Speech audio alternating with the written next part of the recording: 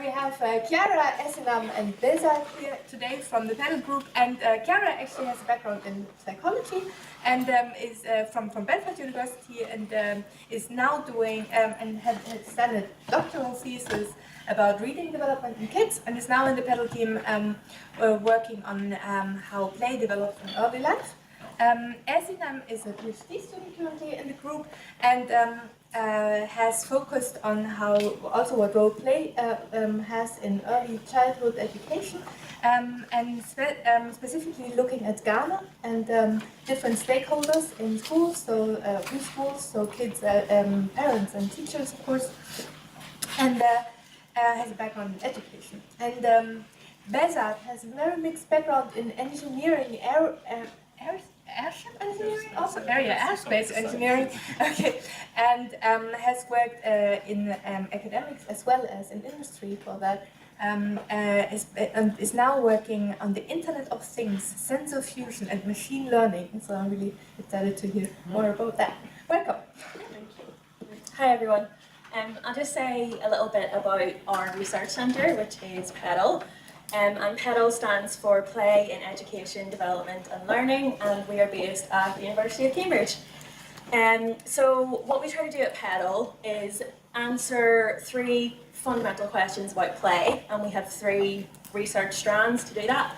So strand A is interested in what is play, strand B looks at how play develops, and strand C looks at what role play has in schools. So each of us are going to present a project from within each of those strands, and we'll go alphabetically. So Bezad will present work from strand A, I'll do strand B, and Esna will do strand C. And I think probably the most sensible thing to do is just take questions all at the end. So it might feel a bit stoppy-starty because we need to do new slides for each one of us, but we'll get there. Thanks. So, good afternoon. I'm presenting today some of the results we've got from Hopscotch project, which was jointly done by UCL Computer Science Department and Cambridge University Education Department. And it's about sensors and how we can use sensors to make sense of social play.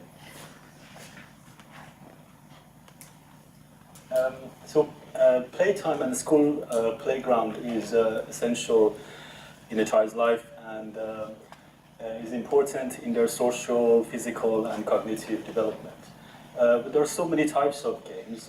In this painting from 16th century, you can find, it's by Peter Rugel, you can find about 80 different types of games oil painted from that area. So there are so many types of games, and in order to study them, and test our hypothesis, we need to have a systematic observation about the game. And it has its own benefits, its real situation, but it has its own challenges also, especially it needs to be repeatable, reliable, and resources should be there, and there are specificity that is needed to test the fine-grained hypothesis in that. So the idea behind Hopscotch project was to have a sensor system, a wireless sensor system that can track the children while they're doing an outdoor playground, and to record their actual physical activities and interactions between each other while they were supervised or unsupervised. So the study was designed firstly in the first stage by developing sensors, developing bespoke sensors, hardware, firmware, and the software. These are wearable sensors inspired by Internet of Things technologies. Small sensors that they can be worn in the garment, and it's not intrusive, and they won't even think that they're there, or they're being watched while they're using sensors. The second stage was getting the baseline and the consent and coordination with the school, with the primary school, and having all the parents on board.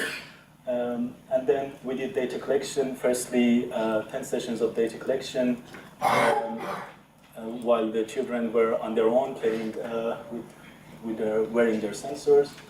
And in the second stage we had interference, we gave them toys, scrap toys to play with, and recording them with the sensors.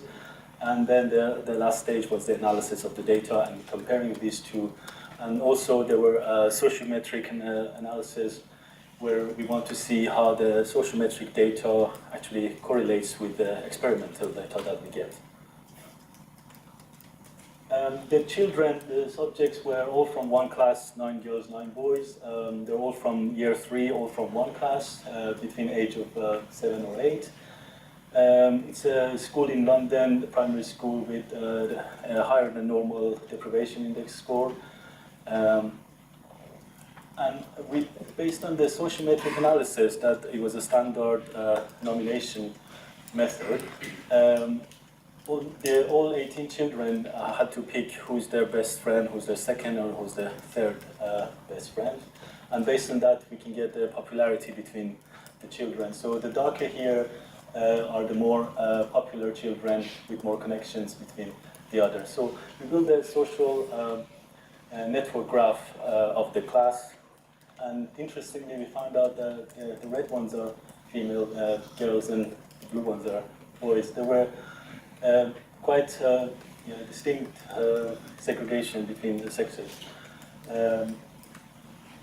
And also we looked into subgroups within each part and found out who is more friend with whom using some algorithms. So the question was, it was a proof of concept basically to see, can the experimental data analysis correspond with these sociometric findings that we had. There were problems in the implementation, the weather is the most problematic. But, so what we used was actually very high precision GPS sensors that could be worn by the children. But there were technical issues with that. In a city, GPS usually is not that good. In your phone, maybe you get sometimes 5-meter accuracy. But we needed very high precision, like sub-meter accuracy. And when there are tall buildings, you don't get line of sight to satellites, so you don't get good signals, so you can have a good, precise location. So in order to improve the precision, we actually designed 2 sensors, one that could be worn on the shoes and can do step detection and activity monitoring. That was a small sensor, which is, you see, 13 millimeter by 19 millimeters, and it's a wireless Bluetooth low energy sensor with 3 inertial sensors, accelerometer, gyroscope, and magnetometer. And it has a small, it's very small as a micro SD card, and it has a micro SD card that can record the data. So there would be one, we designed also these shoe flaps, 3D printed them, and the sensor with the battery would fit there, and they could just use their laces to fit them. And even if they didn't have laces, they could just use another one to wrap around the ankle. And it was sturdy enough for them to play football even. The other sensor is a GPS sensor. It has all the other sensors in the previous one, but it also has raw data GNSS, which is Global Navigation Satellite System. So it has also active antenna. It's very power consuming. GPS is very different to what you have on your phone. It can give sub-meter accuracy when you do post-processing with it. So what you have on your phone is you get real-time location, but it's usually not that good because there's lots of noise in the environment. But here, it can record the raw data that you can actually get from the signals, so it can be post-processed, and then cancel all the noise from ionosphere, and then you get sub-meter accuracy, like 30 centimeter to 60 centimeter accuracy. And we designed also these wearable devices that the sensor, the antenna, and the battery could fit into this, which goes in under the brim of a baseball cap, and they can wear the baseball cap easily. So that's a cap brim sensor, and here's an example of where it is.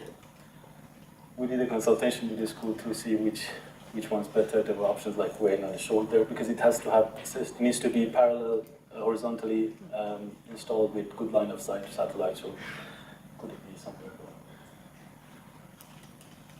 So the metrics we recorded is curve proximity and mutual path and curve proximity. It means that the more you're close to somebody in a school playground, the more time you spend with each other, so you're closer to each other, it's more probable that you're actually more friendly towards that person and you like that person. Also, curve similarity is when you both do different paths, very similar to each other. It means that you're doing similar games. Physical activity index is another thing we're looking at, and also heat map mapping is when kids go to the same spot frequently, but at different times. So that part will become red in the heat map, and you can match the heat maps together to see if their activities are similar. From these metrics, we can do clustering and form the friendship groups, and also see the degree between each nodes to see how close and connected you are to others, and how the sociability index also shows how favorite you are amongst your schoolmates. And from this, we can compare with the social network data and get our quantitative analysis. The school playground was quite a big size, 24, 30, 35 meter, and we divided it into several zones. The green zones are the area of interest. There were inaccessible zones, still some of them they could go there, like the boundary zones, and we had two cameras also recording this, mostly used for ground truthing the data. And there were two structures, touch-wood structures, which are wood structures like a den that they could play after they were given toys.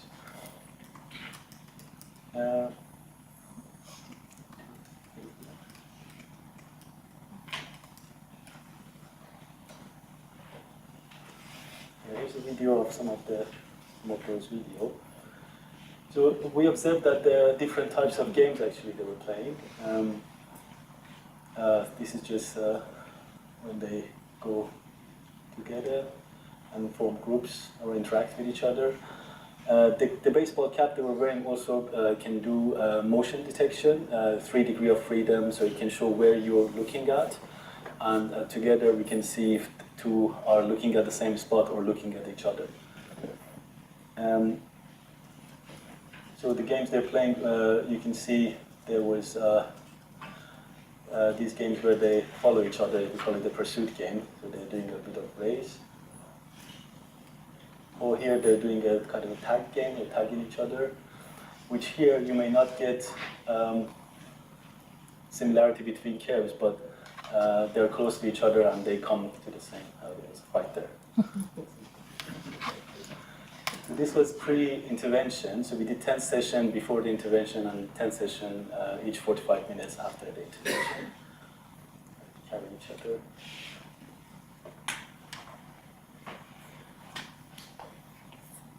They were not very gentle with the calves, they were just trying to play with it like before. Or another type of game we observed was this kind of hangout game, so they come together to a spot and just hang out and talk to each other. So we wanted to, we did those metrics in a way that can address all these type of games. And here is after intervention when we gave them these scrap items to play with and use their imagination to build stops. So they're not regular toys.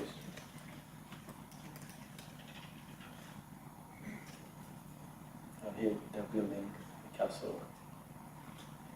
They were also given football so they can play football. So this was more interesting, this side, this part of the.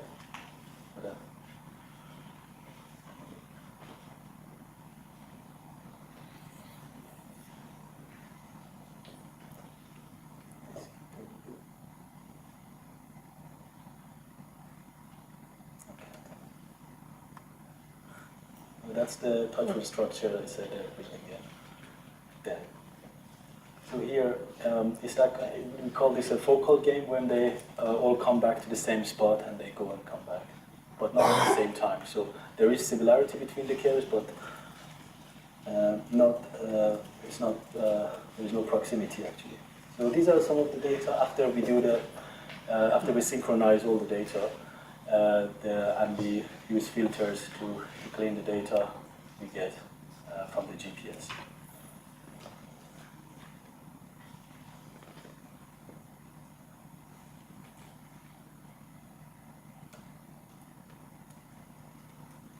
one is again before intervention and after intervention.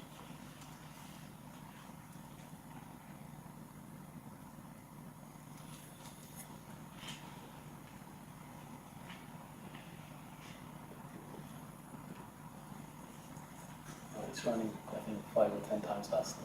5 times faster.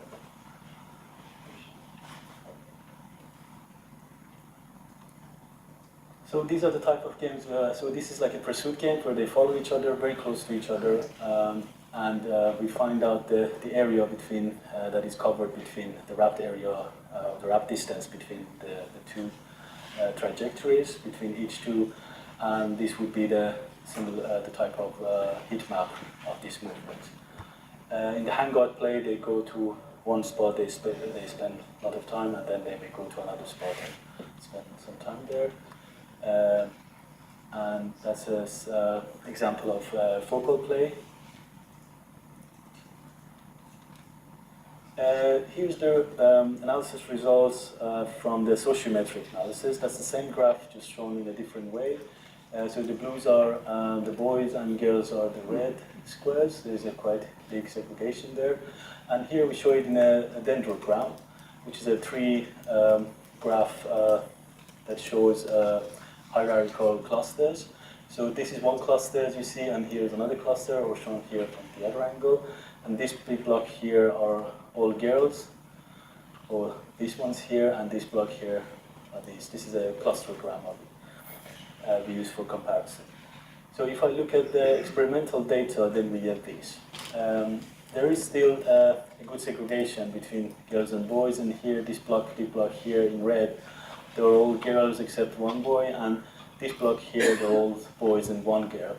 So we've proved that this is for all 10 sessions before intervention. So it's 450 minutes of data. And that's using only curve proximity, how close they were to each other at each point. That's using the same data for curve proximity, which a little bit more entangled the data, but still there is segregation. Now there's 2 boys in this groups of girls. And after intervention, the interesting thing is that they're more playing jointly and there's less segregation. So here there is like 3 boys or 4 or 5 girls, or 4 boys and 5 girls together playing. But here there's mostly boys and 1 girl playing, which we know it's because of the football that was given, so they're playing football. And this is after intervention using the other method, curve similarity.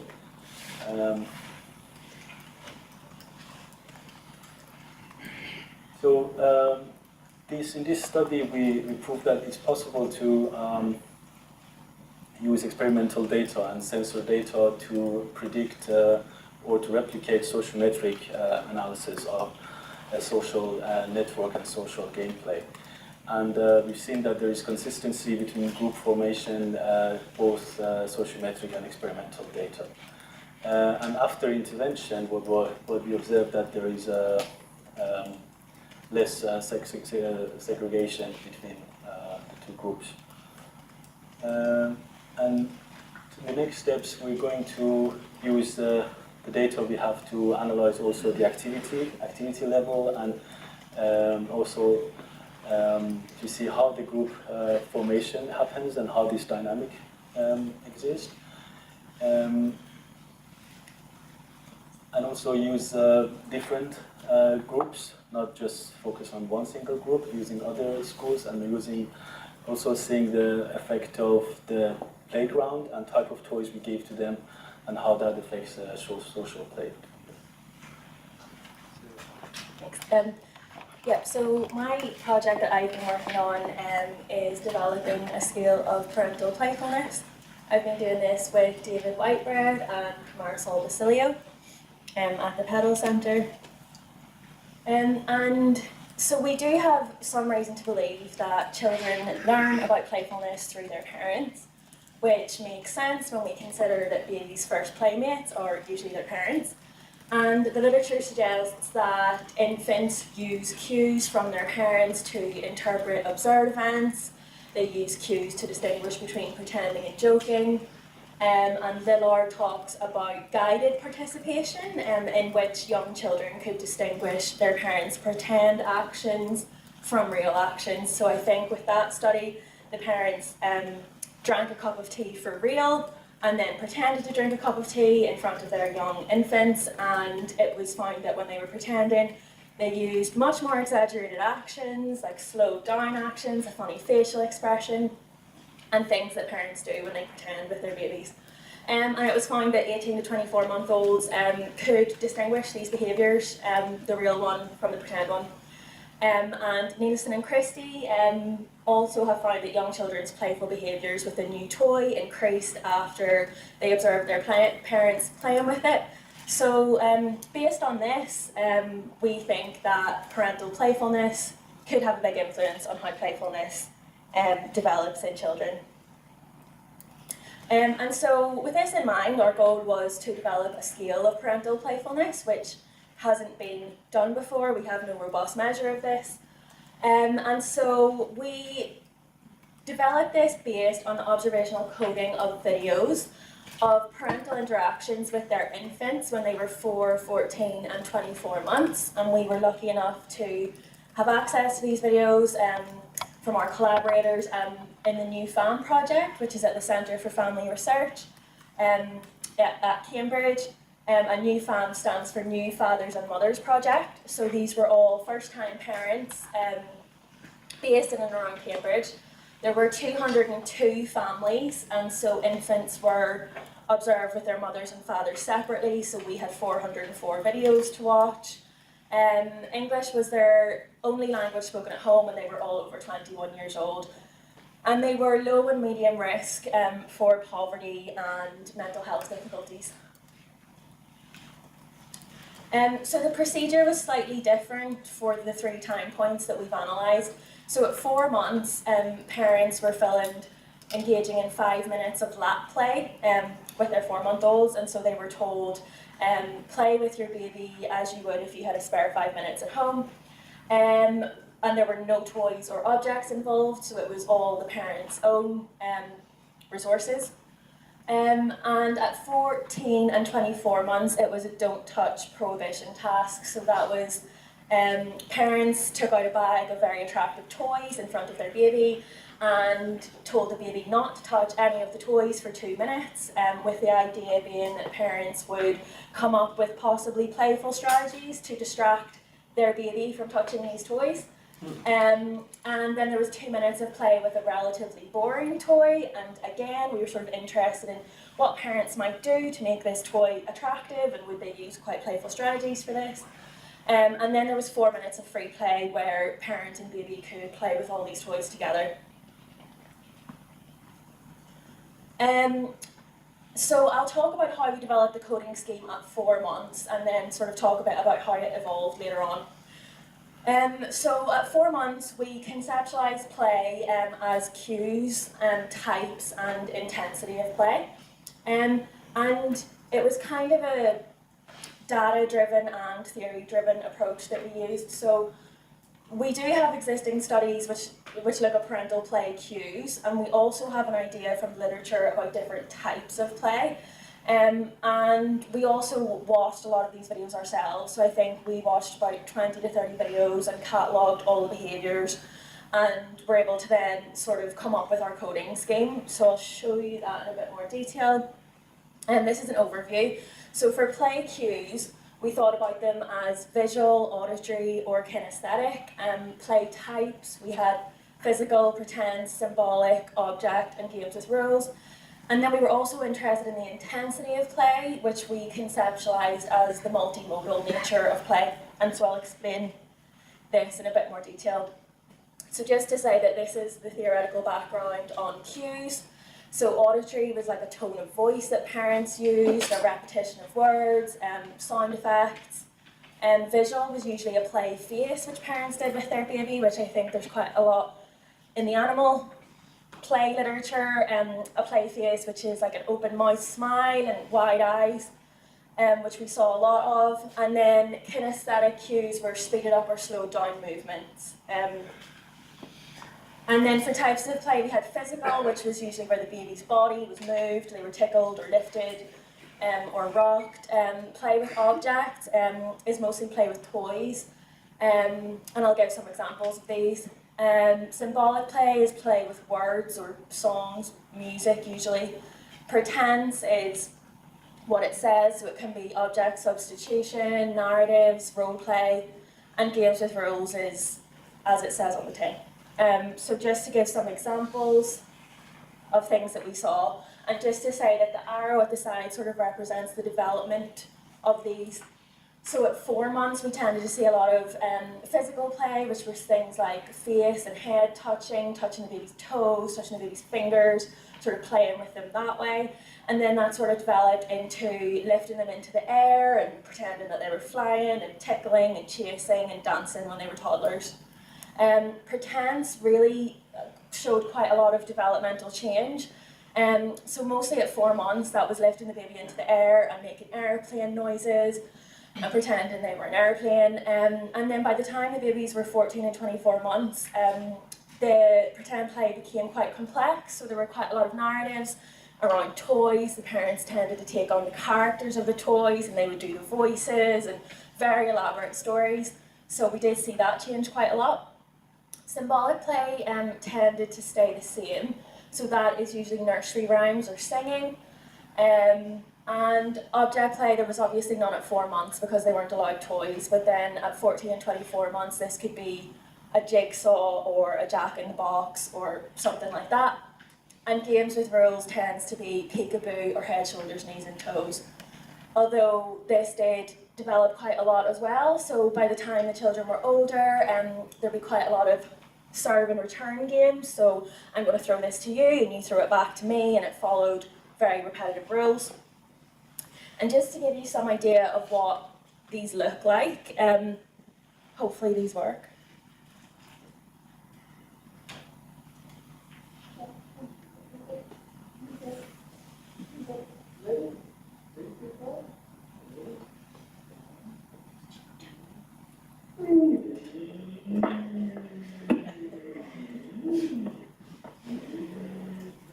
Can't see her.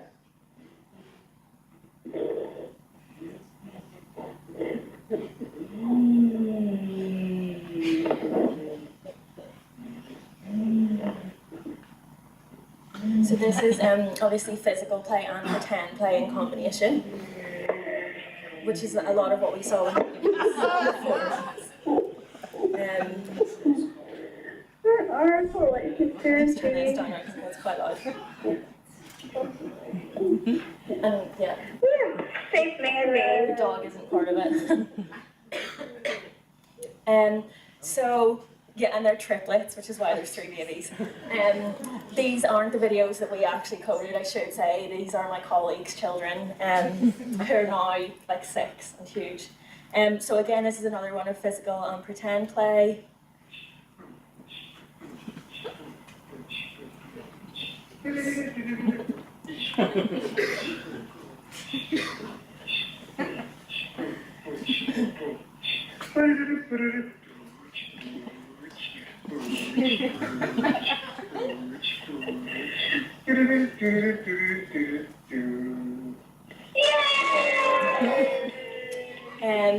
So hopefully that gives you an idea of the types of play that we were seeing with babies at 4 months. So how we thought about the intensity of play then, because that's something we wanted to capture. We thought about if it was multimodal, so if it was using 1 or more sensory channels. So you can imagine that if a parent does a nursery rhyme with a child, that's one type of play. But if they're also singing a nursery rhyme while making a funny face and bouncing them in time to the rhyme, that's a more intense type of play. And so that's how we thought about that at 4 months. And our scoring system was quite simple, so it was frequency based on the cues and types of play, and scoring intensity. It was either multimodal or not for each minute of video, I should say. And activities was also a frequency. And I'll just show you the software that we used for this. So I'm not sure if any of you are familiar with it, but it's called ELAN software, and it's mostly used for linguistics research. but it's free, which is a massive plus. And it worked quite well for us. You can see our codes down the left-hand side, and you could play the video at the top. And it was color-coded, so it was quite useful for our coders to be able to see the behaviours as they were happening over the space of a minute. But this was quite labour-intensive, so for 404 videos doing it this way, you can imagine it gets quite exhausting. So we did change it at 14 months. But with this coding scheme, we found that coders were able to become reliable on it really quickly, which was great. And alongside this, so that's quite a technical kind of nitty-gritty coding scheme that we use, but we also wanted to see whether we could come up with a global scheme, which was sort of more based on your intuition of a parent's playfulness after watching a video. So we have our global 9-point scale, and 9 points might seem a bit random, but we wanted it to mirror the Ainsworth scales of sensitivity, so that we could dissociate sensitivity from playfulness. So it starts at not playful at all and goes right up to highly playful, and it has descriptions sort of anchoring these points on the scale. And again, luckily, coders were able to use this really reliably, quite quickly, and so the coding procedure then was to give the video a global score based on watching it and getting an overall feel, and then doing what we called the micro scoring, which was the minute-by-minute coding using cues, types, and intensity. And just to say a quick bit about how we changed this then at 14 and 24 months. So like I say, the context was completely different because we had the prohibition task.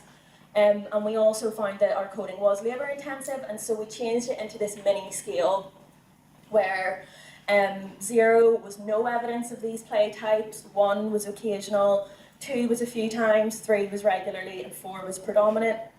And we could still sort of analyse the stability between 4 months and 14 and 24 months because we were able to reduce the frequency scoring down into these scales. So this worked well.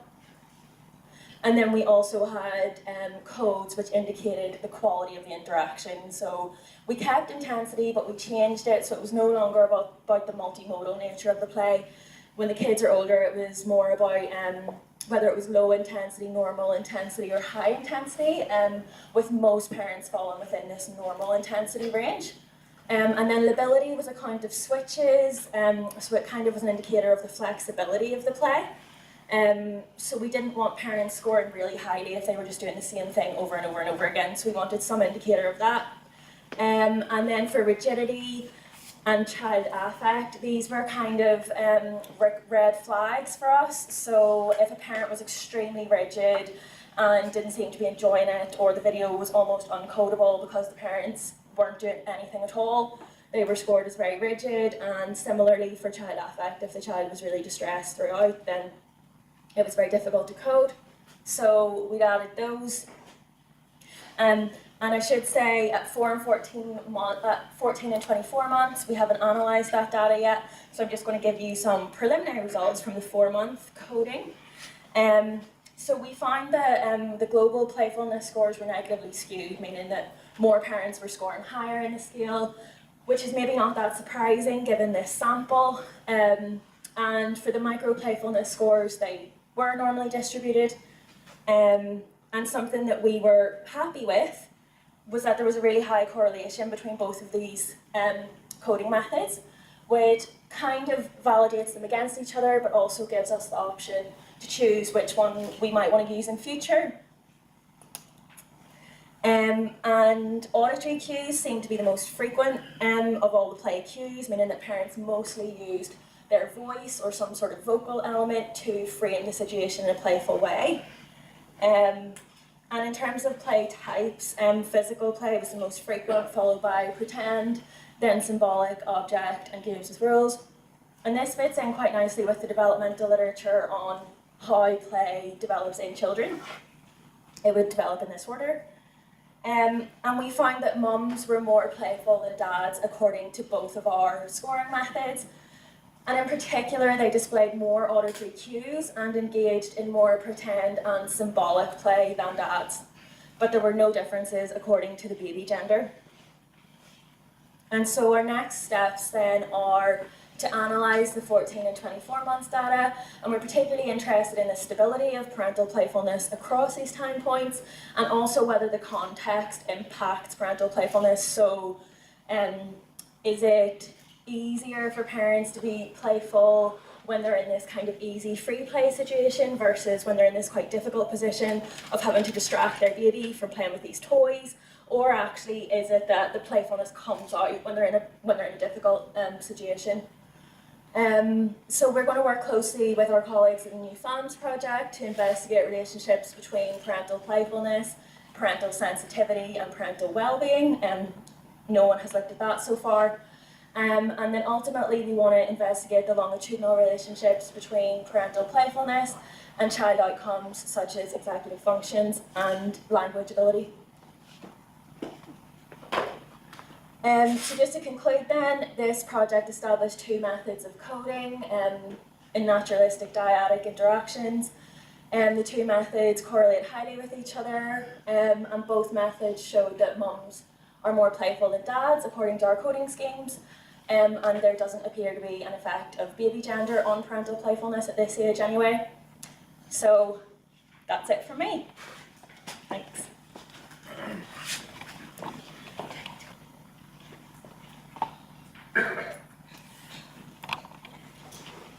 Great. So I'm going to present a part of my PhD project. So my PhD project is a mixed method. I collected both quantitative and qualitative data, but today I'm talking about my quantitative data, and it was a survey. So I looked at the role of play in children's learning from the perspective of early years stakeholders. So what I mean by stakeholders here, I mean parent teachers and head teachers, and also early years 3 to 5 years old. Just a bit of background into the reason why I decided to study this topic.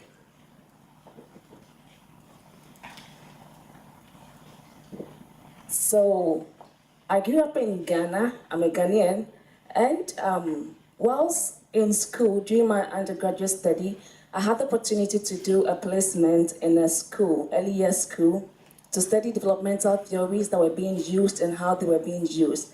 So whilst observing, I realized children come to school, so this is a typical classroom of a nursery class, and the nursery is for 3 years old.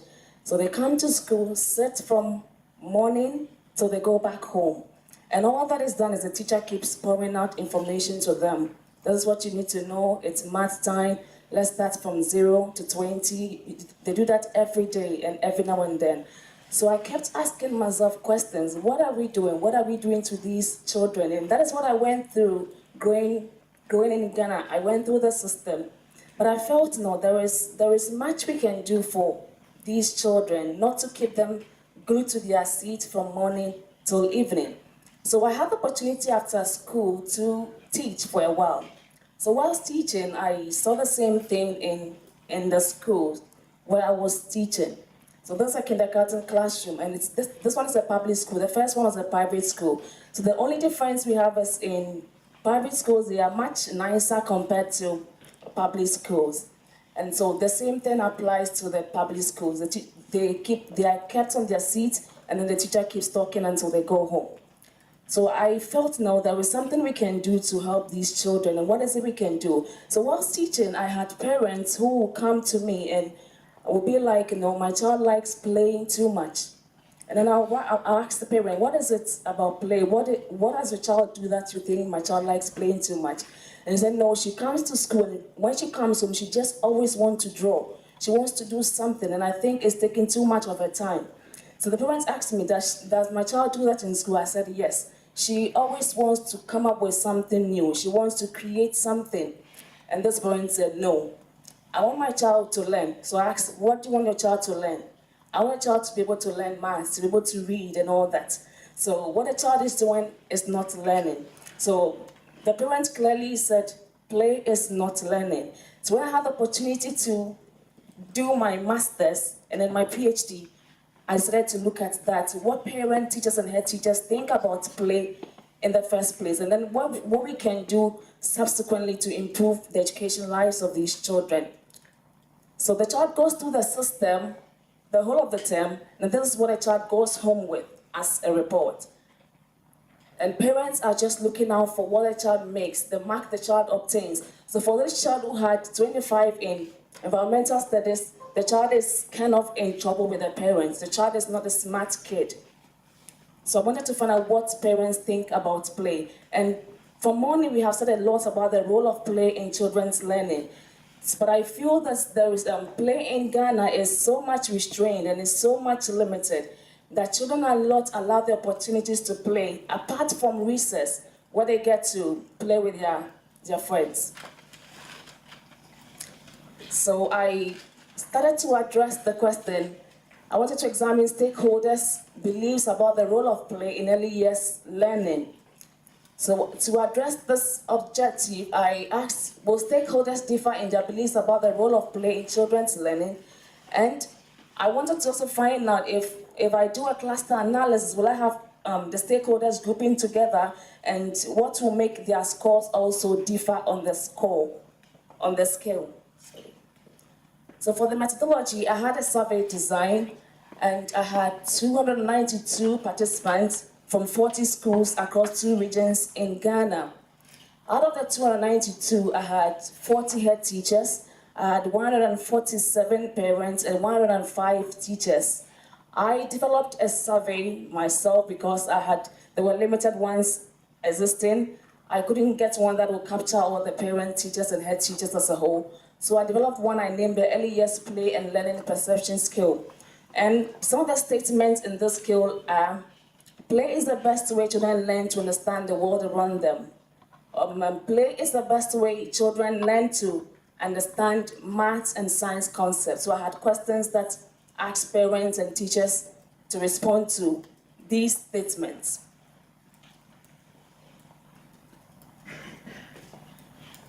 So I analyzed the first one using ANOVA. So I wanted to know will stakeholders differ in their beliefs about play. So the scale was such that the higher you score on the scale, the more positive you are to say that play is a way of learning for children. So the least marks you had on the scale, that means you do not really agree to play being a form of learning for young children. So the stakeholders differed in their beliefs about the role of play in children's learning.